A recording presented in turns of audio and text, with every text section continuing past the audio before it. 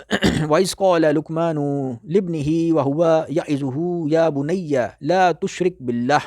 إِنَّ الشِّرْكَ لَظُلْمٌ عَظِيمٌ۔ اور وہ وقت یاد کرو جب لقمان نے اپنے بیٹے کو نصیحت کرتے ہوئے کہا تھا کہ میرے بیٹے اللہ کے ساتھ شرک نہ کرنا، یقین جانو شرک بڑا بھاری ظلم ہے۔ شرک سے کیا مراد ہے؟ شرک سے مراد یہ ہے کہ زندگی اللہ کی مرضی کے مطابق نہ گزاری جائے، بلکہ اپنی مرضی کے مطابق، اپنی خواہشات کے مطابق زندگی گزاری جائے، یا کسی اور شخص کی مرضی کے مطابق زندگی گزاری جائے،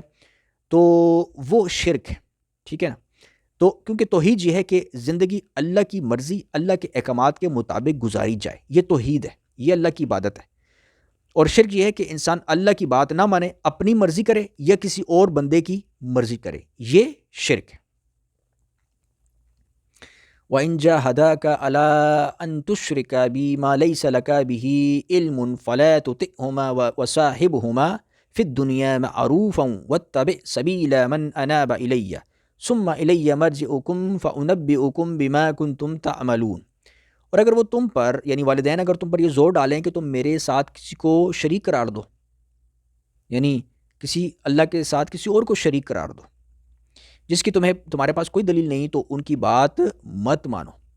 اور دنیا میں ان کے ساتھ احسان کا سلوک کرو، بھلائی سے رہو، اور ایسے شخص کا راستہ اپناؤ جس نے مجھ سے لو لگا رکھی، یعنی جو میری اطاعت کرتا ہے اس کی اطاعت کرو، اس کے ساتھ وابستہ ہو جاؤ، پھر تم سب کو میرے پاس لوٹ کر آنا ہے، اس وقت میں تمہیں بتاؤں گا کہ تم کیا کرتے رہے ہو۔ تو اس آیت میں اللہ تعالیٰ نے یہ بات بیان فرمائی ہے کہ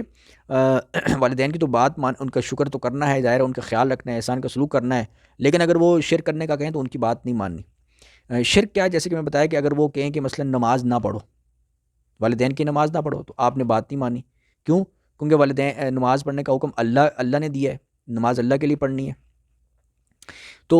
اگر نہیں پڑھو گے تو پھر آپ شرک کرو گے۔ اگر آپ نے والدین کی بات مان لی اور نماز نہیں پڑھی تو آپ نے شرک کیا، کیوں؟ کیونکہ آپ نے اللہ کے مقابل پر کسی اور کی بات مان لی اور اس کی مرضی کے مطابق کام کیا، جبکہ وہ کام اللہ کے حکم کے خلاف تھا۔ تو ہر وہ کام جو اللہ کے حکم کے خلاف ہوگا اسے کرنا گویا کہ شرک کرنا ہے۔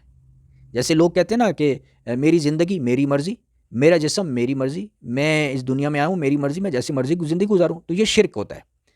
کیونکہ انسان اپنی زندگی کا مالک نہیں ہے، انسان کی زندگی کا مالک اللہ ہے۔ اللہ نے اسے پیدا کیا ہے، اس دنیا میں بھیجا ہے کہ میری عبادت کرو، اور وہ اب اللہ کی عبادت نہیں کرتا، اللہ کی بات نہیں مانتا، اپنی منمانی کرتا ہے،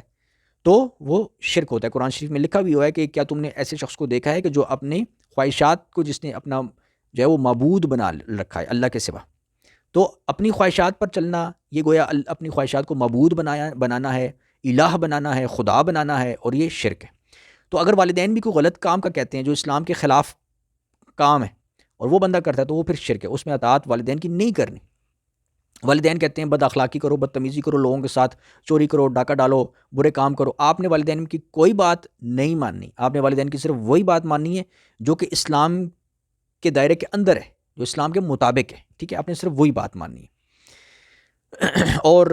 ان کے ساتھ احسان کا سلوک کرنا ہے۔ اور پھر اللہ تعالیٰ فرماتا ہے ایسے شخص کا راستہ اپناؤ جس نے مجھ سے لو لگا رکھی ہے، وَاتَّبِعْ سَبِيلَ، اور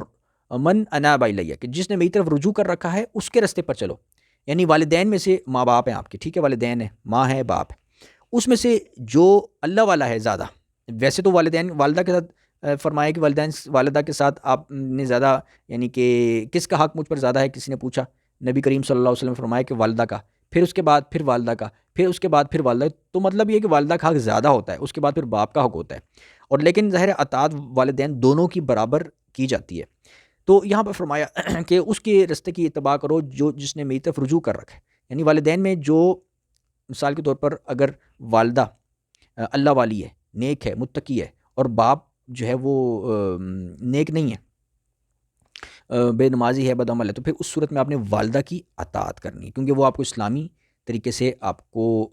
گائیڈ کرتی ہے، تو اس میں آپ نے ماننی۔ اگر والدہ مثال کے طور پر بے نمازی ہے، بد عمل ہے، نافرمان ہے، اور والد جو ہے وہ صحیح ہے، وہ نمازی ہے، عالم دین ہے، پھر آپ نے والد کی بات ماننی، کیونکہ جو اللہ والی باتیں کرے گا نا اس کی آپ نے بات ماننی۔ اور اگر ان کیس والدین دونوں ہی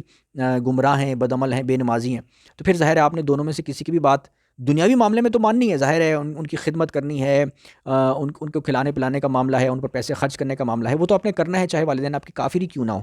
لیکن دینی معاملات میں ان کی بات نہیں ماننی. دینی معاملات میں پھر آپ نے یہ دیکھنا ہے کہ جو اسلام کی تعلیم ہے وہ آپ نے اس کو فالو کرنا ہے، اور ظاہر ہے پھر آپ نے علماء دین کے ساتھ جو ہے نا ان سے رہنمائی بھی حاصل کرنی ہے. یعنی اگر آپ کے پاس علم نہیں ہے، کوئی مسئلہ ہو جاتا ہے گھر میں، گھریلو تنازع کھڑا ہو جاتا ہے، تو اب میں کیا کروں، تو وہاں پہ پھر آپ نے مفتی صاحب کے پاس جانا ہے، ان سے پوچھنا ہے کہ اب مجھے کوئی رستہ بتائیں کہ مجھے کیا کرنا چاہیے. تو وہ آپ کو گائیڈ کریں گے، تو ان کے رستے کی آپ نے اتباع کرنی ہے کیونکہ وہ آپ کو اللہ رسول کے رستے پر چلائیں گے.